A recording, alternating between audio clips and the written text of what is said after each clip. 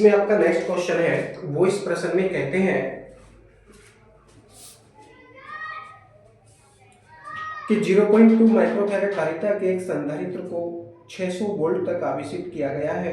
Battery हटाने के पश्चात इसे 1 माइक्रोफैरड धारिता के संधारित्र के समांतर क्रम में जोड़ दिया जाता है। संधारित्र का विभव 600 वोल्ट से बदलकर कितना हो जाएगा, है ना। तो इसमें ये पूछा है, तो एक संधारित्र है, इसमें उसकी धारिता दे रखी है 0.2 माइक्रोफैरड, तो जो दे रखा है उसको लिखेंगे। C1 इक्वल टू दे रखा है 0.2 माइक्रोफैरड, 0.2 माइक्रोफैरड। आप इसे चाहो तो फैरड में बना सकते हैं, लेकिन हम बाद में इसको चेंज करेंगे माइक्रोफैरड। ओके, वोल्टेज दे रखा है इन्होंने 600 वोल्ट, V1 इक्वल टू 600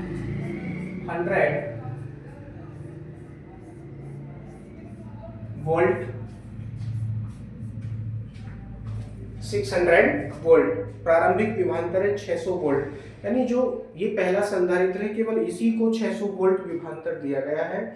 अब बाद में क्या किया इन्होंने, इसको आवेशित करने के पश्चात बैटरी को हटा दिया जाता है और इस संधारित्र को किसी दूसरे अन्य संधारित्र जिसकी धारिता 1 माइक्रोफैरड है उसके समांतर क्रम में जोड़ दिया जाता है।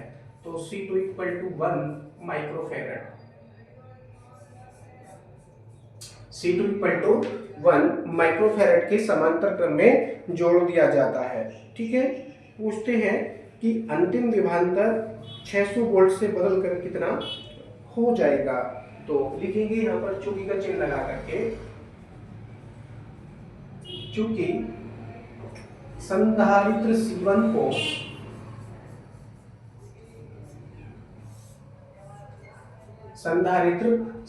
को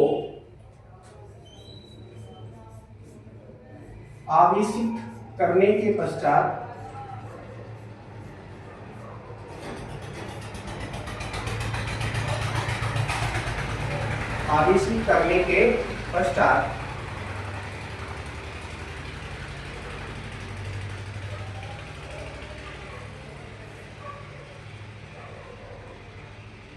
बैटरी हटाकर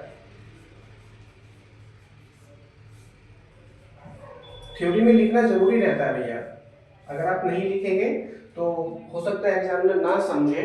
हालांकि वो सब जानते हैं कहाँ से क्वेश्चन बना है, कौन कहाँ से क्या वैल्यू निकलेगी, उनको सब पता है कौन सा सूत्र कहाँ पर प्रयोग होने के पश्चात कौन सी वैल्यू प्राप्त होगी। लेकिन वो आपके मस्तिष्क को देखते हैं कि उसमें कितना ज्ञान छिपा हुआ है, तो आप पूरी बातें उसको लिख कर दिखाएंगे। ठीक है, तो संधारित्र C1 को आवेशित करने के पश्चात बैटरी हटाकर उसे अन्य संधारित्र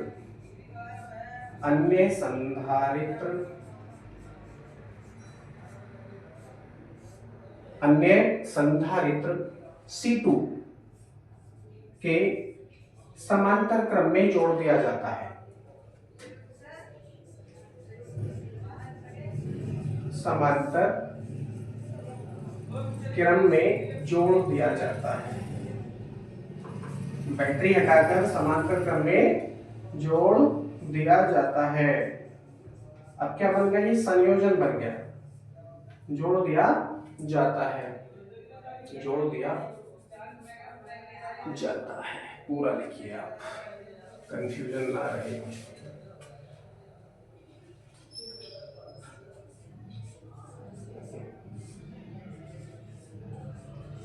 जोड़ दिया जाता है तब या इसीलिए समायोजन की तुल्य धारिता,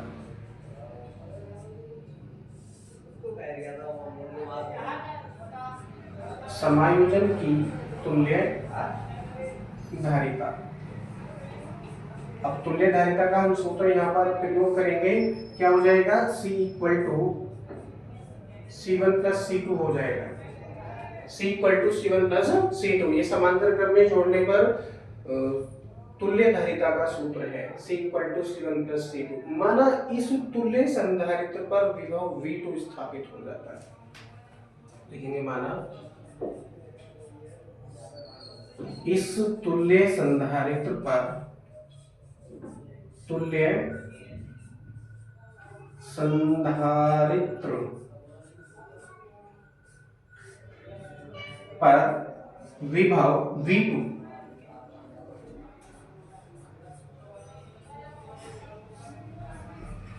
हो जाता है, V2 हो जाता है। अब इसमें एक बात और है, बैटरी हटा दी जाती है। अब बैटरी हटा दी जाती है तो आवेश संरक्षित हो जाता है, बैटरी हटाने से आवेश संरक्षित हो जाता है। तो लिखेंगे इसमें चूंकि का चिन्ह लगाकर, बैटरी हटा दी जाती है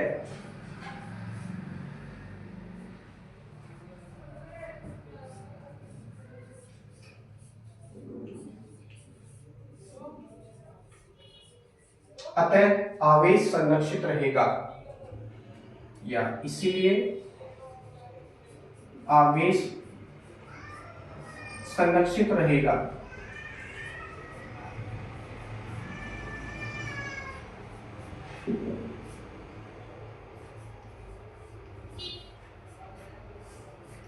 अतः क्या लिखेंगे, Q1 equal to Q2। Q1 कहां से आया है, Q1 है प्रथम संधारित्र पर संचित आवेश और Q2 है तुल्य संधारित्र पर संचित आवेश। तुल्य का मतलब है जब उस पहले संधारित्र को आवेशित करने के पश्चात बैटरी हटा के उसे एक अन्य संधारित्र C2 के समांतर क्रम में जोड़ दिया जाता है तो उस तुल्य संधारित्र बन जाएगा, तुल्य संधारित्र बन जाएगा जिसकी धारिता हो जाएगी C equal to C1 plus C2 और उस पर हमने माना है विभव V2 हो जाता है। तो क्या लिखेंगे यहाँ पर, C1 V1 equal to Q2 अब है नहीं हमारे पास में, इसके स्थान पर C2 V2 होगा, परंतु इसके स्थान पर रहेगा C। तुल्य धारिता कितनी है, C, और विभवांतर माना है V2, विभवांतर माना है V2। अब देखिए C के स्थान पर C की वैल्यू रखेंगे यानी C1 प्लस C2 हो जाएगा यहाँ पर C1 V1 equal to C1 plus C2, C1 plus C2 और बाहर रहेगा ब्रैकेट में V2। आपको इस V2 की वैल्यू फाइंड करनी है तो इसको साइड में ले लीजिए। सबसे पहले हो जाएगा V2 equal to C1 V1 upon C1 plus C2, C1 plus C2 ये ब्रैकेट में है। ओके, अब हम यहाँ पर सारे वैल्यू रख के कैलकुलेशन करेंगे। C1 की वैल्यू आपके पास में है 0.2 माइक्रोफैरड, हो जाएगा यहाँ पर V2 इक्वल टू 0.2 इंटू 10 की पावर माइनस के 6 हमने कर दिया हाथों हाथ इसको फैरेड में परिवर्तन, इंटू V1 की वैल्यू आपके पास में है 600 पूरे के बटे C1 प्लस C1 की वैल्यू आपके पास में है 0.2 माइक्रोफैरड और C1 की वैल्यू आपके पास में है 1 माइक्रोफैरड। इसको लिखेंगे 0.2 प्लस 1। अब एक में 0.2 हम ऐड करेंगे, कितना हो जाएगा ये 1.2 माइक्रोफैरड हो जाएगा, 1.2 माइक्रोफैरड। माइक्रोफैरड का जो 10 की पावर 6 था हमने बाहर लिख दिया है, ठीक है। माइनस की 6 पावर से माइनस की 6 पावर को आप काट सकते हैं और ये पॉइंट से ये वाला जीरो भी आप काट सकते हैं। बचा आपके पास में 60 दूनी 120, 60 दूनी 120 यानी V2 इक्वल टू हो जाएगा 120 ऊपर है बटे, और एक में जब ये 1.2 जुड़ेगा तो ये हो जाएगा 1.2 पॉइंट हटाओ तो ऊपर क्या बढ़ेगा 0, यानी नीचे है 12 ऊपर है 12, तो काटेंगे तो आएगा कितना 100। अंतिम विभवांतर कितना हो जाएगा V2 इक्वल टू 100 वोल्ट हो जाएगा, 100 वोल्ट।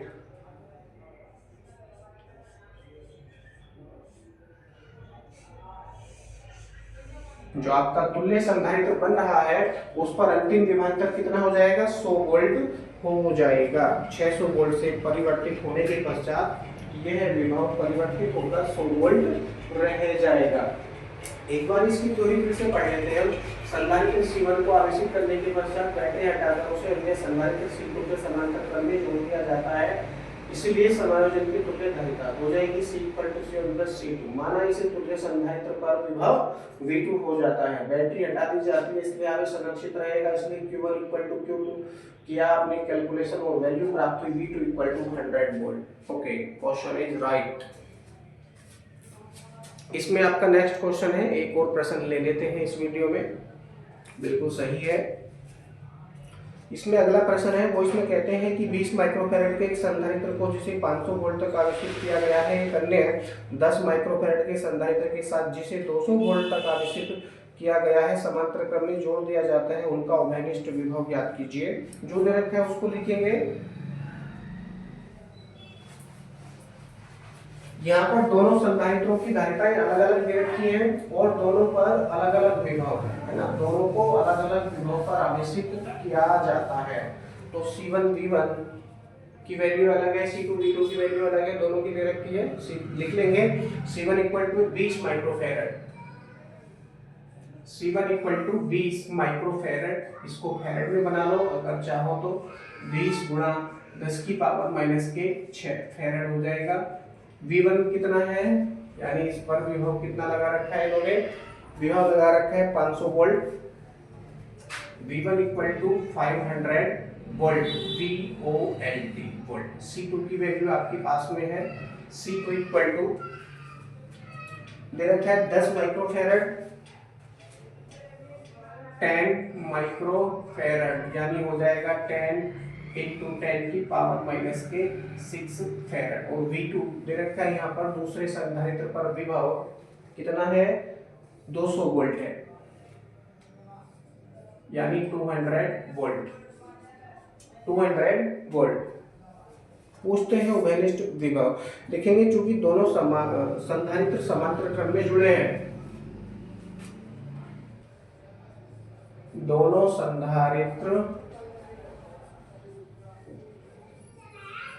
संधारित्र कौन कौन से हैं, नाम लिखना चाहो नाम लिख दो, C1 व C2, दोनों संधारित्र C1 व C2 समांतर क्रम में जुड़े हैं या समांतर बद्ध है, समांतर बद्ध है, नो प्रॉब्लम, एक ही मतलब है इस बात का भी, समांतर बद्ध है, इसीलिए उन पर उभयनिष्ठ विभव,